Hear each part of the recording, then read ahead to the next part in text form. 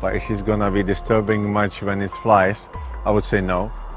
Which I hope is going to help with a bit of movement on the ball and swerve, which it seems to do already. It's actually, I know we're having a laugh, it's actually a disgrace. The Jabulani, the official match ball of the 2010 World Cup in South Africa, and probably the most controversial football of all time. In this video, you will learn why the Jabulani was in fact too perfect for football.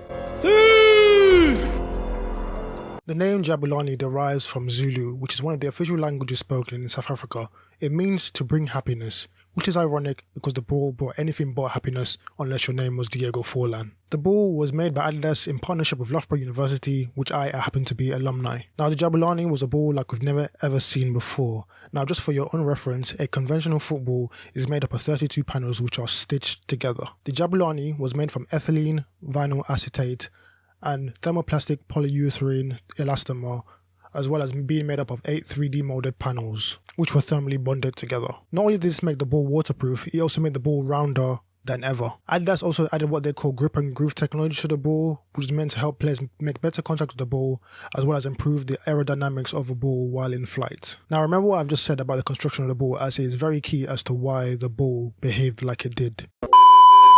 We interrupt this program for an important news announcement. Hello there, my name is Sub and welcome to my channel where I talk about everything football boots, football kits and football gear.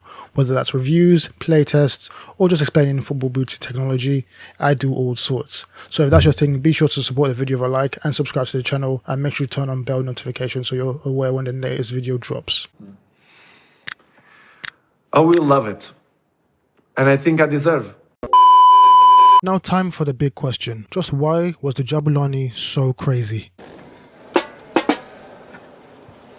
The ball was too round. What? Now that might sound crazy, but let me explain. Now this may shock a lot of people, but footballs, they're not perfect spheres, and the more spherical you make a ball can heavily impact the physics of the ball, as well as its aerodynamics and how it moves in the air. The official name given to a 32 panel ball is a truncated icosahedron. Now because of the outside stitching, it creates deep grooves on the ball which make it less spherical. Now this next part is going to get very technical, but I'm going to try and make it as simple as possible for you to understand. You know, I'm something of a scientist myself. Now when a ball is travelling through the air, the surface of the ball interacts with the air particles and generates a layer of friction in the opposite direction in which the ball is travelling, called airflow. Now at the back of the ball, the airflow detaches from the ball and this generates a low pressure zone. And this low pressure zone is what gives rise to drag, which is what slows the ball down while it's in the air. So let's start with a conventional football. Because of the stitching, it has a rougher, more textured surface. This means that the airflow sticks more to the ball and gives more rise to turbulent areas on the ball. This means that there is a lower or smaller low pressure zone, which means that it's less drag, allowing the ball to travel further. Now since the Jabulani was so smooth, the airflow didn't interact with the ball surface as much. This means there was less turbulence on the ball while it was moving in the air, and a higher pressure difference between the front of the ball and the back of the ball, which gives rise to a higher, or should I say a greater, low pressure zone. This creates more drag, and that means the ball travels less far. The large differences in pressure on the ball while it's moving in the air is the reason why it also has a very unpredictable flight pattern, and is why almost every time the ball was kicked it was like a knuckleball effect, and why when you see videos of people using the Jabulani, why it's so easy to do knuckleballs with them. So in short, because the Jabulani was too smooth and too spherical, it experienced more drag and a more unpredictable flight pattern. Now a lot of you watching this are probably thinking, these are supposed to be the sports elites, why they're complaining on the ball, they're just making excuses, they're being divas. You'd think that'll be a normal reaction, right? Right? No. You may not realize this, but anytime, whether it's you, me, or Neymar, I'm up there with him, go and play football, our brains are subconsciously analysing the flight pattern of the ball when we receive it, when we kick it, or any type of action when we're playing football. This means our brains become accustomed to a certain flight pattern and behaviour of a ball. Now this is all providing that your technique and execution are fine on the day. Now different balls will have differences which can influence the way a ball moves, etc, etc.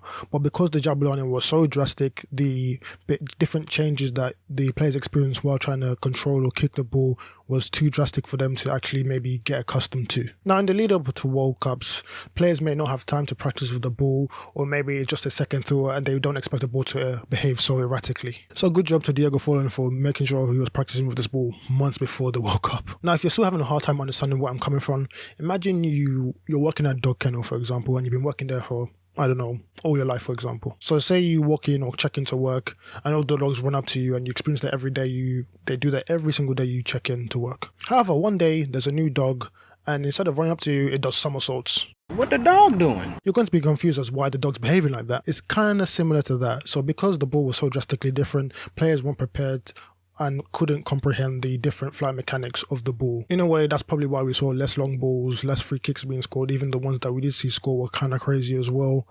And to be fair, that's probably what helped Spain. You know, their tiki-taka football was mostly the ball on the floor, and which probably helped them win the World Cup that year. Not to say they didn't have phenomenal players, but I'm just saying that could have influenced it in a certain way. And that is pretty much it, guys. Tell me your thoughts on the Jabulani. Tell me your favourite goal scored at that World Cup. Tell me your least favourite moment of that World Cup. 2010 World Cup is one that lives very prominently in my mind. I think that's probably my second World Cup I remember very well, but I still remember very vividly that World Cup. If you thought the video was sublime, like the video. If it was apart, still like the video. Don't forget to subscribe to the channel and follow me on all my socials. I'm on TikTok, Twitch, Instagram, and TikTok. Loads of teasers there. And like I always say, my name is Sub. This has been SubStanceFtbl. Thank you for watching. Peace out.